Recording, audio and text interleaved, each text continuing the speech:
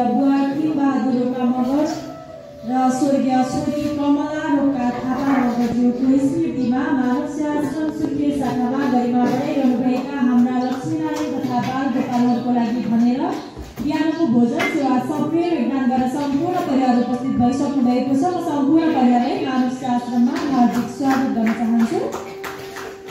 र यसै गरी छोरी हुनुहुन्छ चन्द्र रोका मगरज्यूलाई आसन ग्रहणको लागि सादर निवेदन गर्दछु। सबैजनाले ताली बजाउनुहुन्छ। यसै गरी छोरी हुनुहुन्छ कौशला रोका मगरज्यूलाई पनि आसन ग्रहणको लागि सादर निवेदन गर्दछु। त्यसै गरी छोरी हुनुहुन्छ बालकुमारी रोका मगर रामाज्यूलाई पनि आसन ग्रहणको लागि सादर निवेदन गर्दछु। त्यसै गरी जय हुनुहुन्छ वीरबहादुर थापाज्यूलाई आसन ग्रहणको लागि सादर निवेदन गर्दछु। त्यसै गरी तिलक बहादुर ओलीज्यूलाई पनि आसन ग्रहणको लागि सादर निवेदन गर्दछु। यसै गरी जय हुनुहुन्छ श्यामबहादुर लामाज्यूलाई पनि आसन ग्रहणको लागि सादर निवेदन गर्दछु। यसै गरी जय हुनुहुन्छ छक्कबहादुर लामाज्यूलाई पनि आसन ग्रहणको लागि सादर निवेदन गर्दछु। यसै गरी नातिनी हुनुहुन्छ लक्ष्मी ओलीज्यूलाई पनि आसन ग्रहणको लागि सादर निवेदन गर्दछु। यसै गरी नातिनी हुनुहुन्छ सम्झना ओली विशुज्यूलाई पनि आसन ग्रहणको लागि सादर निवेदन गर्दछु। यसै गरी स्वर्गीय आमा बुवा र स्वर्गीय छोरीको आत्माको शान्ति अनि वैकुण्ठ वासको लागि अगाडिको गीतलाई प्रज्वलित गरिदिनुको लागि आदरणीय सर दिलबहादुर थापाज्यू लगायत सम्पूर्ण परिवारलाई सादर निवेदन गर्दछु। सम्पूर्ण परिवारले प्रोत्साहित सम्पूर्ण उपस्थित हुने हाम्रो आमा बुवा आमा बुवा नानी बाबु जति पनि हुनुहुन्छ र यहाँ उपस्थित आज यहाँ यो संस्था चलाएर आज सर म्याडम जति पनि हुनुहुन्छ उहाँहरूलाई म बालकुमारीको तर्फबाट सबैलाई मेरो प्रणाम र नमस्कार।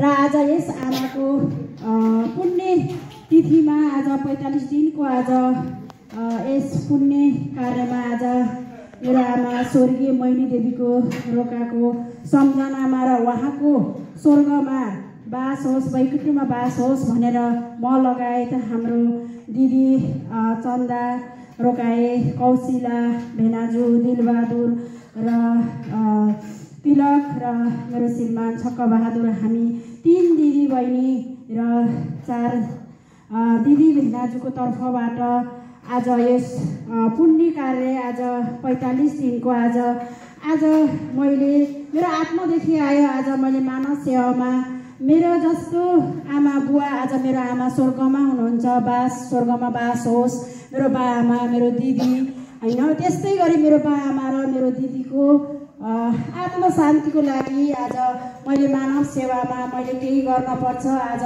भनेर मैले उहाँहरूलाई आज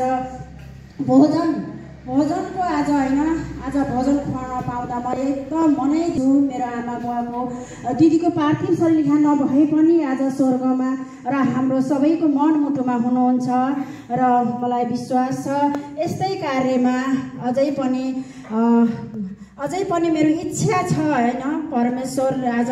परमेश्वर आज महान कार्य परमात्मा आज मानव सेवामा मलाई आज यस गरिमाको लागि आज उपस्थित बनाउनु हुने सम्पूर्ण हाम्रो आमा बुवा र नानी बाबु सर म्याडमको लागि फेरि पनि मेरो हृदयदेखि सम्मान व्यक्त गर्न चाहन्छु।